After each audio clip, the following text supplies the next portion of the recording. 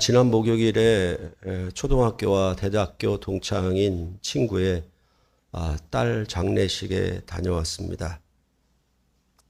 그 딸은 만 32세의 나이로 약 7년 전에 혈액암을 앓았는데 치료가 되었고, 근데 갑자기 유방암이 따로 발견되는 바람에 그것이 말기여가지고 갑작스럽게 또 안타깝게 세상을 떠나고 말았습니다. 제 친구 중에 자식을 이처럼 앞세우는 경우를 처음 당하는 일이어서 부고 소식을 듣고 가슴이 턱 막혀서 아무 말도 할 수가 없었습니다. 친구 부인은 제가 다녔던 모교회의 후배로 제가 서로 소개해줘서 둘은 결혼을 했었습니다. 친구는 초등학교 1학년부터 3학년까지 같은 반이었고, 그 당시에는 교회도 같이 다녔습니다. 제가 소개할 때는 친구는 교회를 다니지 않고 있었는데, 하지만 둘 다 교회를 다녔었으니까 언젠가는 하나님이 그의 주권으로 구원해 주시리라 믿고 저는 둘을 서로 소개해서 결혼하게 하였던 것입니다. 그러니까 그때는 순전히 교리의 가르침을 따라서 그 믿는 믿음으로 둘을 연결시켰던 것입니다. 물론 친구의 딸도 교회를 다닌 적이 있었습니다. 그러나 아마도 병으로 인한 고통 중에 죽으면서도 신앙은 없었던 것 같습니다. 아무런 기독교식의 장례 절차도 없었고 친구 부부도 역시 신앙은 없었습니다. 특히 교회의 제 후배는 청년 때 신앙이 아주 좋았었던 그런 자매였는데도 믿음이 완전히 사라지고 만 것입니다. 조문을 하면서도 제 마음속에는 내가 괜히 소개에 결혼을 시켰나라고 하는 자괴감이 많이 들었습니다. 하나님의 긍휼하심을 내 마음에 바라긴 하지만 솔직히 제가 친구 딸에 대한 부활의 소망을 가질 수가 없었기 때문입니다. 교리적 가르침만을 믿었던 제가 정말 너무 어리석었다라는 생각을 아주 많이 했었습니다.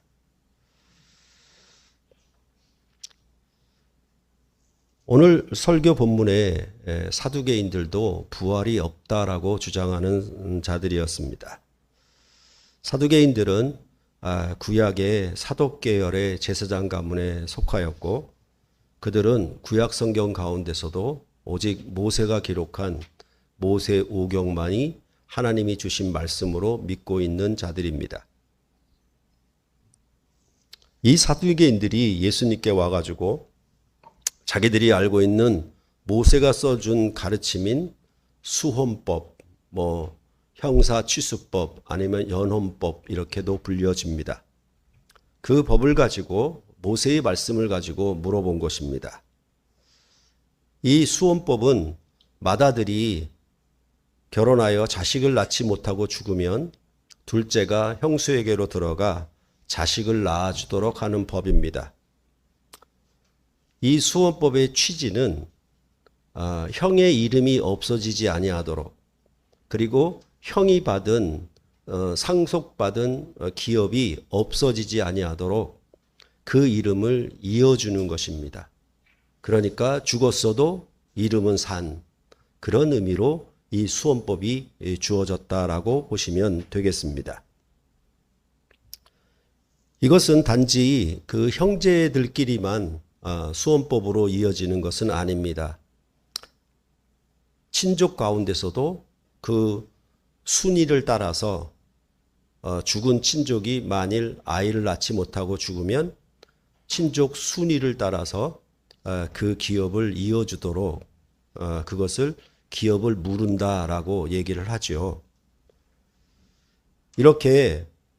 이러한 법을 따라서 창세기에 보면 아주 해괴망측한 일이 나오죠. 뭐냐 하면 유다의 며느리 다말이 시아버지에게 들어가서 자식을 낳은 얘기가 거룩한 성경에 기록되고 있다라는 것이죠. 그것은 바로 다말의 남편이 자식을 낳지 못하고 죽으니까 이 유다의 며느리 다말이 시아버지가 그 동생이 있는데도 불구하고 들여보내주지 않자 기생으로 위장하여서 시아버지를 유혹해서 자식을 낳게 함으로 그 기업을 이어주는 모세의 말씀을 따랐던 그런 일이 이 창세기에 기록되고 있습니다. 또한 룻기에도 보면은 나오미라고 하는 사람은 이방 땅에 갔다가 남편도 잃고 두 자식도 모두 잃었습니다. 그러니까 아무도 자식을 낳지 못한 것이죠. 그때 룻은 이 시어미 나오미와 함께 가나안 땅으로 다시 돌아왔습니다. 그때 룻기도 보면은 이 룻에게로 보아스라고 하는 사람이 들어가서 그 기업을 물을 자로, 그래서 그 가문의 이름을 이어주는 일을 한 것이 룻기에도 나옵니다. 바로 이런 것이 모세가 이스라엘 백성에 가르쳤던 수원법입니다. 그 수원법을 가지고 이 예수님께 이 사두개인들이 물은 것입니다. 7 형제가 있었는데 맏형이 아무 자식이 없어 죽음으로 둘째가 형수에게로 들어갔으나 둘째도 죽고, 그렇게 해서 차례대로 7 형제가 한 아내를 취하였는데 모두가 자식이 없이 죽고 말았습니다. 그리고 마지막에는 그 형수도 죽고 마른 것이죠. 그러면서 이 수원법을 가지고 예수님께 물은 것입니다. 만약 죽은 자가 살아난다라고 했을 때에는 부활한 후에 이 여자의, 이 형수의 남편은 누가 되는 거냐고. 7 형제가 다 한 아내를 취했는데 과연 죽은 자 가운데 살아났을 때에는 누구의 아내가 되는 것이냐라고 이렇게 물은 것입니다. 그러니까 오늘 본문은 이 사두개인들이 물은 것이 전반부, 예수님이 답변한 것이 후반부, 이렇게 구성되어 있습니다. 그런데 예수님의 답변을 하시는 것 가운데 가장 중요한 것이 뭐냐 하면 24절과 27절에 너희가 오해했다, 그리고 심히 오해했다라고 말을 하고 있는 것입니다. 그것은 그들이 성경도 하나님의 능력도 잘못 알고 있다라고 말씀을 하신 것입니다. 그래서 그것이 왜 오해인가에 대하여 예수님은 25절로부터 26절에 그 오해하는 근거에 대해서 말씀을 하신 것입니다. 그 결론으로는 27절에 하나님은 죽은 자의 하나님이 아니고 산 자의 하나님이시라고 말씀을 하셨던 것입니다. 그러면서 예수님은 우선 그 답변으로 너희가 성경도 오해했고 하나님의 능력도 오해했는데, 그거에 대한 첫 번째 답변으로 뭐라고 얘기하냐면, 예수님은 죽은 자 가운데 살아날 때에는 장가도 아니 가고 시집도 아니 가고 하늘에 있는 천사들과 같다라고 말씀을 하셨습니다. 이 말씀은 사람이 부활을 하면 천사와 같은 보이지 않는 영적 존재가 된다는 말이 아닙니다. 천사들처럼 결혼하는 것이 아니라는 뜻으로 말씀하신 것입니다. 그러니까 부활이 되면 더 이상 혼인하는 질서 속에 사는 것이 아니라는 말입니다. 그러니까 7 형제 중에 죽은 자 가운데서 다시 살면 누구의 아내가 되는 것이라고 하는 물음 자체가 틀렸다, 잘못됐다. 죽은 자 가운데 다시 살면은 시집가고 장가가는 질서로 되어는 그런 삶이 아니기 때문이다라고 답변을 하신 것입니다. 그리고 예수님은 사두개인들이 성경이라고 믿는, 오직 성경이라고 믿는 모세오경 가운데 출애굽기 3장 6절을 인용해서 답변을 하셨습니다. 모세의 책 중 가시나무 떨기에 관한 글에 하나님께서 모세에게 이르신 말씀으로 답변을 하셨는데, 그 말씀은 바로 나는 아브라함의 하나님이요 이삭의 하나님이요 야곱의 하나님이로라고 하신 것이었습니다.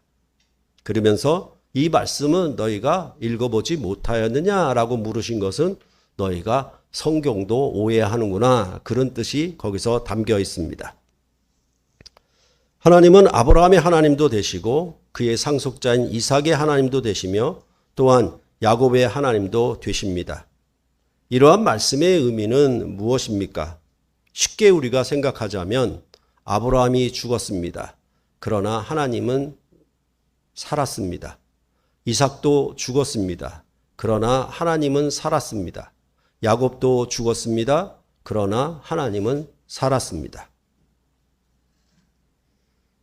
이렇게 말을 하면 그거야 당연한 것 아니겠습니까? 인간은 죽을 수밖에 없는 존재이고 하나님은 영원 불사의 존재이니까 여호와 하나님이 자신을 이렇게 말한 것은 하나님은 영원히 살아있는 존재라고 하는 것을 말하려고 그렇게 아브라함의 하나님, 이삭의 하나님, 야곱의 하나님이라고 말한 것 아니겠습니까? 라고 생각하는 분들이 있어요. 이것은 바로 철학의 가르침의 영향을 받았기 때문에 그렇습니다. 인간은 죽을 수밖에 없는 존재이고 하나님은 영원히 살아있는 존재, 이렇게 이해하려고 한 것입니다. 그러나 분명히 무엇을 오해했냐면 너희가 성경도 하나님의 능력도 오해했다라는 것입니다. 성경을 오해했는데 어떻게 오해했느냐? 거기에 나타난 하나님의 능력을 오해했다라고 분명히 예수님은 지적을 한 것입니다. 그렇게 볼 때 아브라함의 하나님, 이삭의 하나님, 야곱의 하나님이라고 하신 말씀 속에는 하나님의 능력이 거기에 나타나 있다라고 보아야 하는 것입니다. 그 하나님의 능력이라고 하는 것은 하나님이 신이니까 하시지 못할 일이 없다라고 하는 의미에서 하나님의 능력을 말하는 것이 아니라 하나님이 아브라함에게서 시작하신 그의 약속을 야곱에게서 성취했다는 의미로 하나님의 능력을 얘기를 하고 있는 것입니다. 그래서 아브라함에게 시작한 것이 상속자 이삭에게 그리고 이삭의 아들 야곱에게까지 이어져서 하나님의 약속이 어떻게 1차적으로 성취되었는가, 그게 바로 하나님의 능력이다. 네가 모세오경을 읽었느냐? 그러면 아브라함과 이삭과 야곱의 이야기도 읽었을 것이다. 그러면 그 성경에 대해서 무엇을 봤느냐? 하나님의 능력을 봤느냐라고 되물으신 것이라고 할 수 있겠지요. 여러분도 아시는 것처럼 아브라함의 나이가 100세가 됐을 때 아브라함이나 그의 아내 사라나 아이를 생산할 수 없는, 즉 죽음과도 방불한 그의 몸에서 하나님은 약속하셨습니다. 네 몸에서 날 씨가 있을 것이라고. 그렇게 해서 하나님은 약속하셨고 그 약속을 따라서 아브라함의 상속자 이삭을 주셨다라고 그렇게 성경 창세기는 말해 주었던 것입니다. 또한 이삭의 아들 에서와 야곱이 있는데 하나님은 일방적으로 야곱을 택하셨고 그 야곱은 아주 강교한 사람이었습니다. 그럼에도 불구하고 하나님은 이 야곱을 통하여 12아들들을 낳게 하심으로 이스라엘 나라의 근간인 12지파로 이루는 이스라엘 나라의 근본 구성을 이루도록 하신 것입니다. 그러니까 아브라함에게 약속하신 것처럼 너로 인하여 바닷가의 모래처럼 하늘의 별처럼 네 자손이 이와 같으리라. 그리고 너로 인하여 복을 얻으리라고 하셨던 그 약속이 1차적으로 아브라함과 이삭과 야곱에게서 성취되었다라고 창세기는 말하고 있는 것입니다. 그러니까 아브라함과 이삭과 야곱의 일대기를 읽었으면 거기서 너는 하나님의 능력을 알아야 되지 않느냐라고 말을 하고 있는 것입니다. 그것이 바로 예수님이 답변하시는 그런 내용입니다. 그런데 이런 말씀은 사실 수원법과도 일치합니다. 7 형제의 죽음에도 불구하고 그 기업이 상속되도록 하며 그들의 이름이 끊어지지 않게 이어주게 하는 것과 같기 때문에 그렇습니다. 아브라함이 죽었어요. 끝났어요. 근데 이삭에게 상속되었어요. 그러면 아브라함의 이름이 이어진 거예요. 그런 이름은 산 이름이라고 할 수 있는 것이죠. 이삭도 상속받은 것을 야곱에게 다시 물려주었어요. 그러면 그 이삭은 죽었어도 야곱에게서 이 이름은 살아있는 것이죠. 그래서 하나님은 아브라함의 하나님이요, 이삭의 하나님이요, 야곱의 하나님이다. 이렇게 성경은 말하고 있는 것입니다. 그러니까 수원법을 통해서 일곱 형제가 쭉 있는데 일곱 형제가 다 죽었어도 어떻게 그 기업을 잇게 하려고 상속자가 있게 하려고 이름을 이어주게 하는 것은 하나님이 살았다라고 하는 것을 계속 나타내려고 그 이름이 끊어지지 않도록 하려고 그렇게 이 수원법을 주셨다라고 말을 하고 있는 것입니다. 그 친구 딸의 장례식에서 다른 대학 친구가 또 이런 말을 했습니다. 요즘에 그 친구는 지나간 옛날 사진을 정리해서 그것을 컴퓨터에 저장하는 일을 아주 그 일에 심취했다라고 얘기를 하더라고요. 그래서 왜 그런 일을 하고 있냐라고 물으니까 자신이 죽으면 누가 자신을 기억해 주겠느냐고. 적어도 사진이라도 남아 있어야 자신을 기억해 주지 않겠느냐고 그렇게 답을 했습니다. 그 친구는 대충 다니고 있는 천주교 신자입니다. 자신의 이름이 이 세상에서 끊어지지 않기를 바랬던 것입니다. 과연 그렇게 사진을 컴퓨터에 저장해서 그것을 하드에다 옮겨가지고 소실되지 않게 갖고 있으면 그의 이름은 이어지는 것인가? 그것이 산 이름이 될 수 있는 것인가? 라는 것에 대해서 의문을 가지지 않을 수 없습니다. 오늘 설교 본문인 마가복음에서는 부활이 없다는 사두개인들의 질문 그리고 그에 대한 예수님의 답변으로 구성이 되고 있지만 여기서 말하고자 하는 핵심은 부활이 있느냐 없느냐 부활 논쟁으로 그치는 얘기는 아닙니다. 이 본문은 바로 성전 건축, 성전을 배경으로 하기 때문에 그렇습니다. 이것은 성전에서 하나님을 그 백성이 어떻게 만나느냐, 어떻게 하나님을 만나고 교제할 수 있느냐는 말씀의 연장에서 하고 있는 것이기 때문에 그렇습니다. 그래서 본문의 결론에 있는 말씀처럼 이제 하나님의 백성으로 하나님을 만나고 교제할 수 있는 것은 이제 죽은 자의 하나님을 만나는 것이 아니라 산자의 하나님을 만나는 것이다 라고 그렇게 말하고 있는 것이 큰 주제입니다. 우리는 보통 예수 믿으면 천당 간다는 정도로만 알고 있는 경우가 많습니다.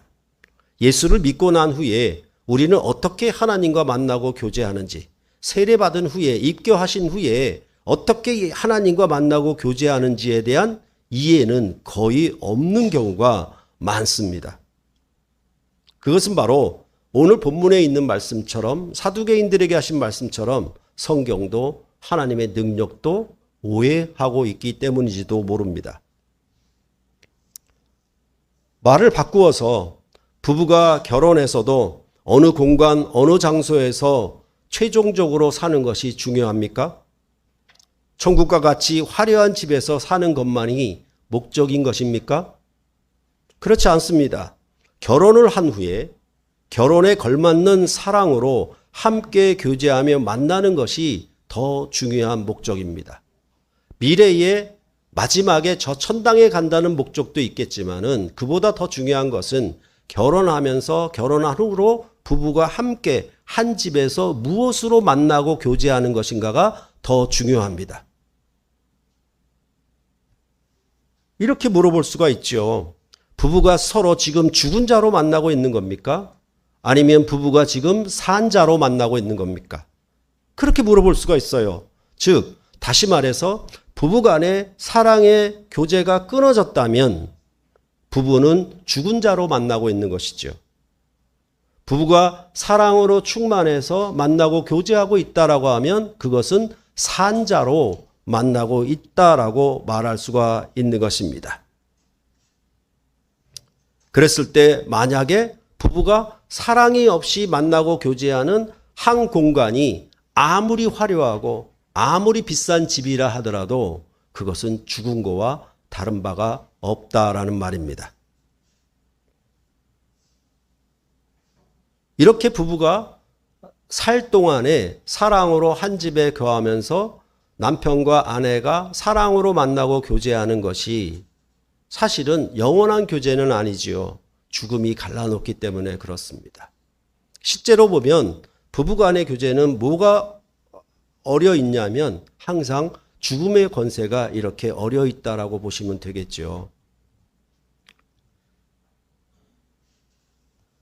그러면 영원히 사라지고 그 이름이 없어지며 아무런 기억도 남지 않는 것으로 그렇게 끝이 나고 마는 것입니다. 그래서 수원법으로 그 이름이 이어지도록 했고 영원히 산 자로 하나님과 만나고 교제하는 생명을 바라보도록 했던 것입니다. 소망하도록. 비록 이스라엘 백성이 제사장을 통해서 성전에서 하나님을 만나고 교제하는 생명으로 살았지만 그 생명은 죽음을 이기는 생명은 아니었습니다.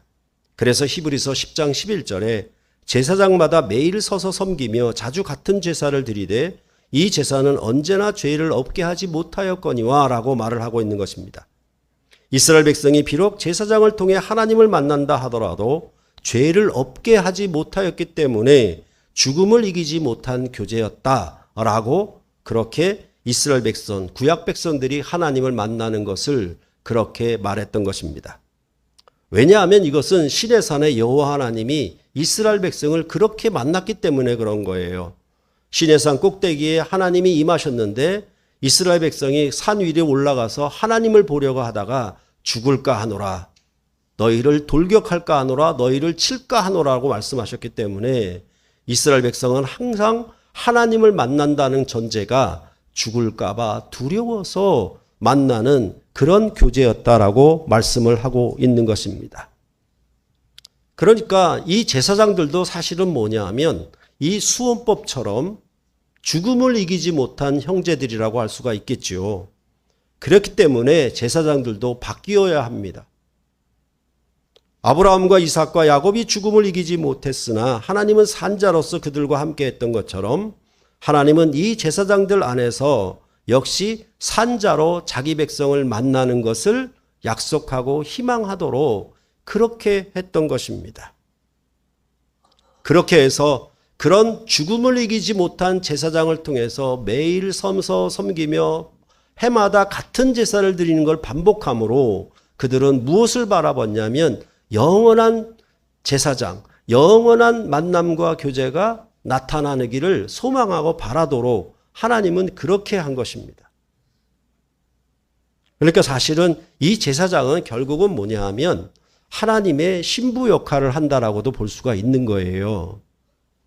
그렇게 봤을 때 이 히브리서 10장 12절로부터 14절에 오직 그리스도는 죄를 위하여 한 영원한 제사를 드리시고 하나님 우편에 앉으셨다라고 말씀하고 그가 거룩하게 된 자들을 한 번의 제사로 영원히 온전케 하셨다라고 말씀을 하고 있는 것입니다. 이제 그리스도의 한 번 드리신 제사로 죽을까 봐 두려워하며 하나님과 교제하였던 시대가 끝났다. 그렇게 말을 하고 있는 거예요. 이제는 죽은 자의 하나님이 아니라 산 자의 하나님으로 영원한 교제를 이루도록 그렇게 하셨다라고 말씀하고 있는 것입니다. 그래서 이제 그리스도를 큰 제사장으로 삼아 그가 거룩하게 한 자들이 하늘 성소에 계신 하나님께 나아갈 새롭고 살 길을 여셨다라고 히브리서는 말해주고 있는 것입니다. 하나님과 만나고 교제하는 관계를 성경은 항상 혼인관계로 설명했습니다. 이를테면 구약의 제사장을 통해 만났던 것은 약혼과 같고 신약의 그리스도 안에서 만나는 것은 결혼과 같다라고 보시면 됩니다. 그러므로 예수 그리스도의 죽으심과 부활에 한 번에 드리신 제사가 이제 구약의 온전치 못한 약혼으로 만나는 시대를 끝냈고 이제는 그리스도 안에서 신약의 새로운 결혼으로 만나는 시대가 시작되었다라고 성경은 말을 하고 있는 것입니다. 그러니까 이러한 구약의 그 제사는 죽을까 봐 두려워하는 것이거든요. 그러니까 이런 것은 결혼 관계가 아니라도 웬만한 계약 관계는 우리가 다 경험하고 있는 거예요. 왜냐하면 우리가 아르바이트 사원이 됐다, 임시 직원이 됐다라고 했을 때는 항상 무엇을 생각합니까? 잘릴까 봐. 회사를 매일 나가는데 정시에 출근하는데 일을 하고 그 일에 참여해서 일을 하는데 어떻게? 잘릴까 봐. 그게 뭐냐 하면 죽을까 봐예요. 죽을까 봐. 그렇게 살던 것이 임시 직원이에요. 비정규직이란 말입니다. 아르바이트 사원이에요. 그렇게 만나는 교제가 구약의 교제였다. 이제 그리스도 안에서 단번에 드리신 제사로 영원히 온전케 된 것은 어떻게? 정직원이 된 거예요. 이제 잘릴 염려가 없는 거예요. 죽을까 봐 염려하는 그런 교제가 아닌 거예요. 회사에 다니더라도 당당하게 힘있게 그렇게 나갈 수 있게 만든 것이라고 성경은 말을 하고 있는 것입니다. 그럴 때 우리가 조심해야 되는 건 뭐냐 하면 여전히 임시 직원인 것처럼 여전히 약혼 관계인처럼 만나면서 그것을 신앙이라고 그것을 내가 믿는 믿음이라고 착각하고 있는 거, 오해하고 있는 거, 그거에 대해서 우리는 매우 조심을 해야 되는 거예요. 하나님을 믿느냐 아니 믿느냐의 전제가 아니라 하나님을 어떻게 믿느냐, 하나님을 모세의 법으로 믿느냐, 하나님을 예수의 복음으로 믿느냐, 이것의 차이를 말하고 있는 것이지 성경은 믿느냐 안 믿느냐, 하나님이 존재하느냐 존재하지 않느냐 그런 쪽에 관심이 없어요. 그것이 바로 예수 그리스도 안에 나타난 새로운 관계를 말하고 있는 것입니다. 이것은 로마서에도 역시 마찬가지죠. 이제 죄와 사망의 법 아래서 죽을까 봐 두려워하던 삶을 어떻게 얘기하냐면 율법 남편과 결혼한 남편이 있는 여인의 삶으로 말을 하고 있는 것입니다. 그 삶은 항상 뭐에 귀결되어지냐면 오라 나는 공고한 자라다 이 사망의 몸에서 누가 나를 건져내랴. 이것이 그의 탄식이에요. 율법 남편과 연합하여 살던 이 여인은 죽음의 권세 아래서 죽을까 봐 누가 이 죽음의 권세에서 벗어나게 해줄 수 있을까라고 하는 탄식으로 살 수밖에 없었다라고 말을 하고 있는 것입니다. 그러나 이제 예수 그리스도 안에서 그를 믿음으로 생명의 성령의 법이 통치하는 시대에 들어오게 되면 로마서는 뭐라고 얘기하냐면 내가 이제 예수 그리스도와 함께 결혼한 재혼한 여인으로서 살아가는 삶에 대하여 내가 확신하노니 사망이나 생명이나 천사들이나 권세자들이나 현재일이나 장래일이나 능력이나 높음이나 기쁨이나 다른 어떤 피조물이라도 우리를 우리 주 그리스도 예수 안에 있는 하나님의 사랑에서 끊을 수 없느니라. 이렇게 말씀하고 있는 거예요. 모든 세상의 육신적인 부부의 결혼관계는 죽음으로 갈라놓을 수 있습니다.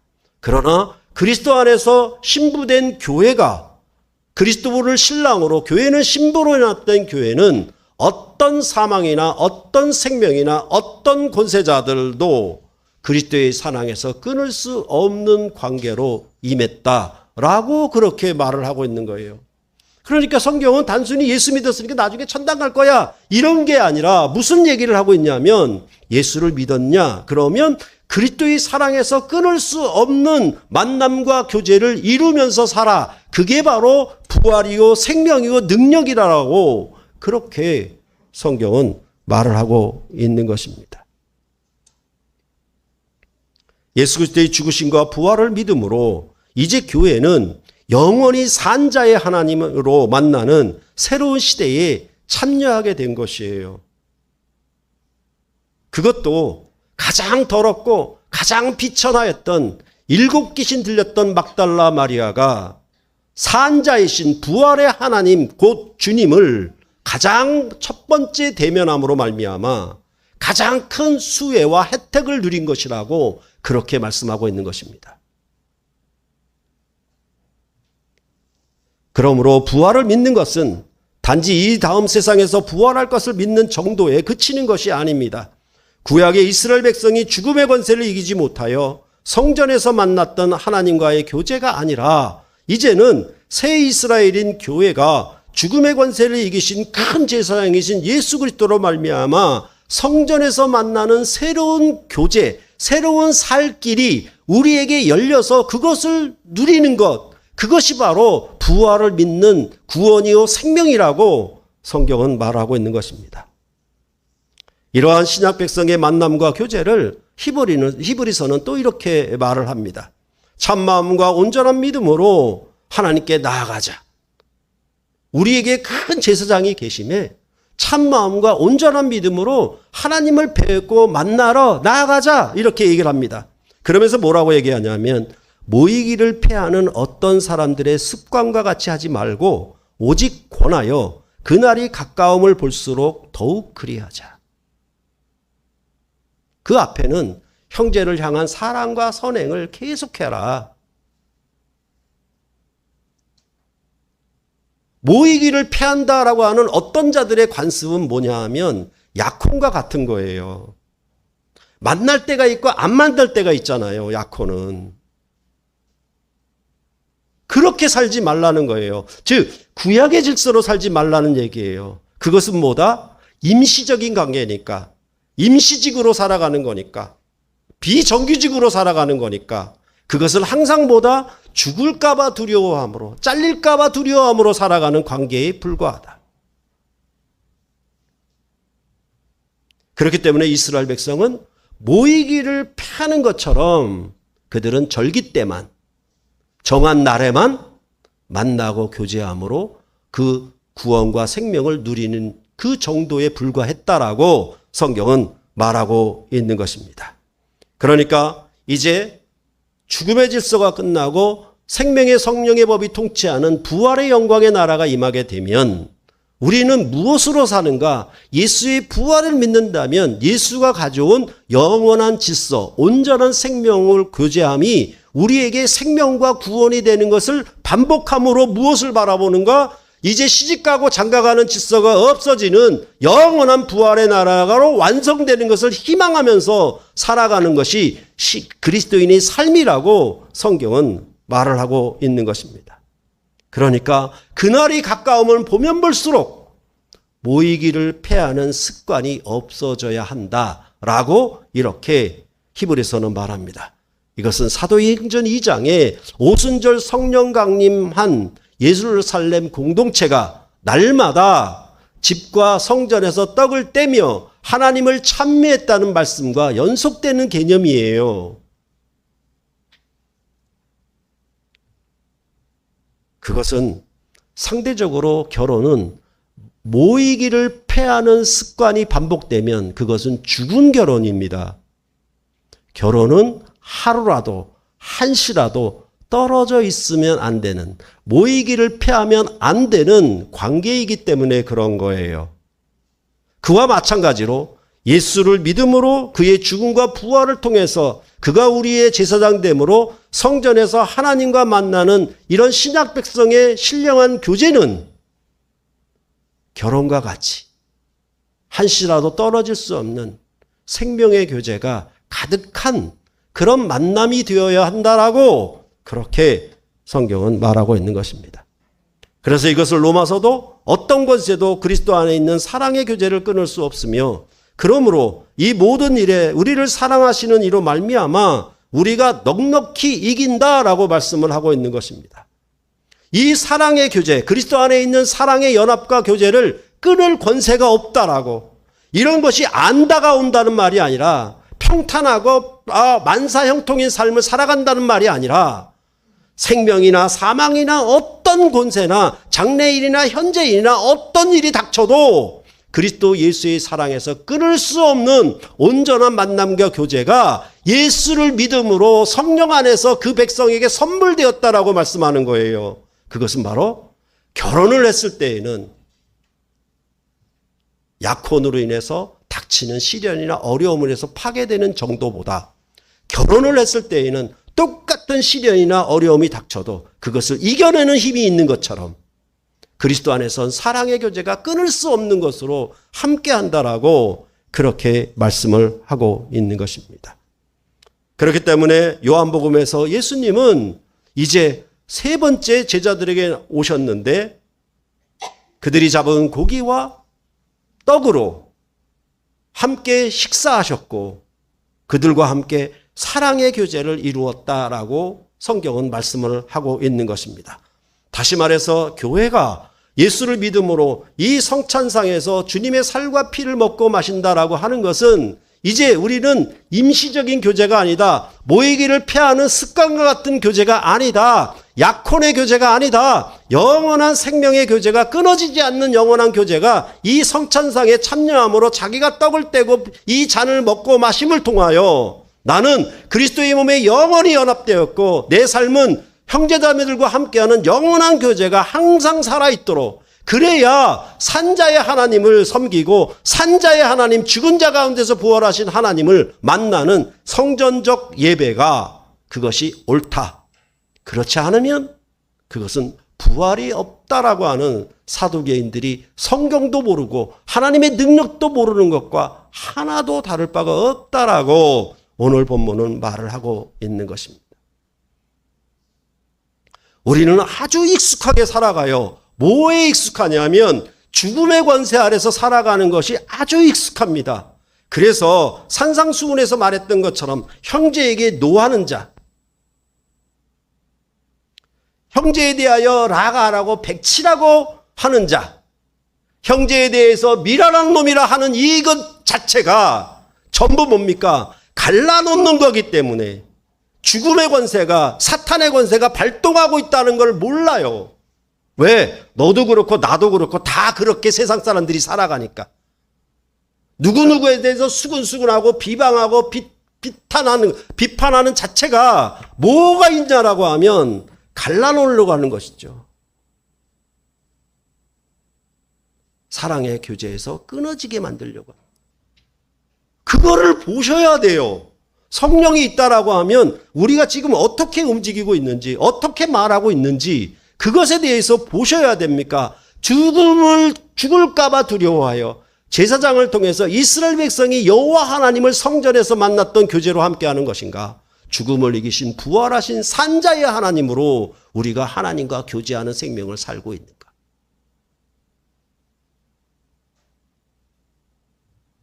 주일 오후 모임을 위해서 사경회를 통해서 말씀드린 것처럼 주일 오후 모임이 비즈니스 관계가 된다라고 하는 것은 결국은 뭡니까? 구약의 교제죠. 그냥 일로만, 시간으로만 만나는 거예요. 그 외에는 전화 한 통도 없는 거예요. 그러니 연결이 끊어진 거죠. 그것을 나는 예수 믿는다, 나는 교회 다닌다, 난 종교를 가졌다, 나는 천국에 갔다라고 하는 헛된 오해에서 발생한 잘못된 믿음으로 살아가면서도 나는 구원이 있다, 나는 천국에 간다라는 잘못된 확신으로 살아가는 경우가 너무나 많다는 거예요. 그거를 분별해서 우리가 형제 사랑을 계속하고 손님 대접하기를 계속하고 형제들과 함께 거룩함과 화평함을 계속 손잡고 나아가는 일, 그것이 뭐다? 교회가 예수의 부활을 믿는 참된 진리 가운데 거하는 생명의 교제다.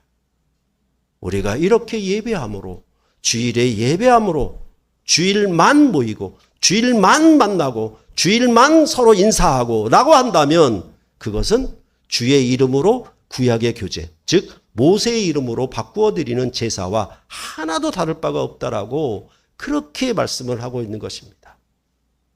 다시 말해서 죽은 자의 하나님을 만나시겠습니까? 산자의 하나님으로 만나겠습니까? 여러분이 만나고 여러분이 섬기는 이 생명의 교제가, 이 주일의 예배의 교제가 우리가 앞으로 어떻게 형제자매들과 함께하는 삶으로 이어져야 하는지, 그것에 대해서 다시 되새기는 귀한 시간이 되어야 할 것입니다. 그리스도를 믿으십니까? 그러면 산자의 하나님으로 그에 걸맞는 교제와 만남이 이루어져야 하는 것입니다. 결혼을 했으면 그의 만남과 해당하는 삶을 누려야 하는 것과 똑같은 것입니다. 그렇죠? 예수님을 믿지 않고 모세를 믿으십니까? 그러면 죽을까 봐, 잘릴까 봐 사는 것과 똑같습니다. 그것이 아니라 그리스도 안에서 큰 사랑을 베푸셔서 우리를 하나님의 사랑에서 끊을 수 없는 영원한 관계로 복주시려고, 이제는 내가 죽어도 내 이름이 끝나지 않고 기억되지 않는 그런 삶이 아니라 영원한 산소망의 이름으로 기억되도록, 생명책에 그 이름이 기록되는 삶으로 우리를 새롭게 하셨다라고, 그렇게 복주셨다고 말씀하고 있는 것입니다. 여러분과 저는 어차피 끊어질 관계이고 보다가 없어질 관계입니다. 남남이잖아요. 그런데도 이 남남에서 그리스도 안에 있는 형제자매로 그리스도의 상으로 영원한 끊어지지 않는 교제를 이룬다면 이거는 세상에 없는 하나님과 함께하는 정말 하늘의 신령한 교제가 우리 가운데 임하여 살아있다라고 말을 하고 있는 것입니다. 그런 교회를 이 성전으로 만들어가는 것이 여러분과 제가 이 예수를 믿음으로 이 영광의 나라에 참여한 복이라고 할 수 있는 것입니다. 이 복으로 여러분이 늘 함께 하시기를 축원합니다. 기도하시겠습니다.